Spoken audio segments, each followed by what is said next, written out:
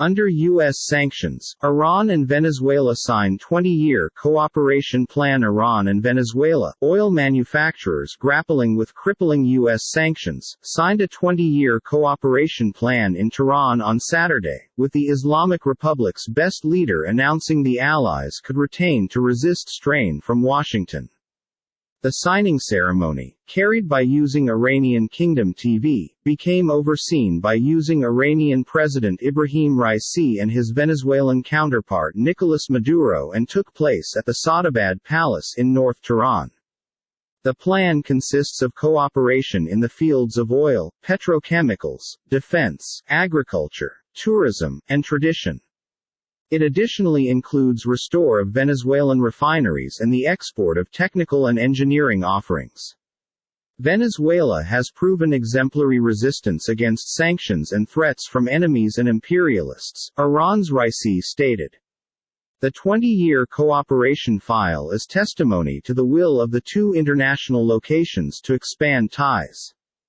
Sanctions and threats in opposition to the Iranian country over the last 40-plus years were numerous, but the Iranian nation has grew to become these sanctions into impossibility for the country's development, he said. Maduro stated through an interpreter that a weekly flight from Caracas to Tehran could begin on July 18.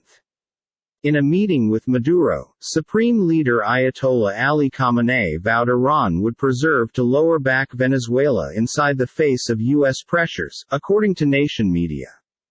The success experience of the two countries showed that resistance is the simplest manner to address these pressures, Khamenei said. The two international locations have such close ties with no other U.S.A., and Iran has shown that it takes dangers in times of hazard and holds its pals' fingers. Maduro said, "You got here to our useful resource when the scenario in Venezuela become very tough and no country turned into assisting us."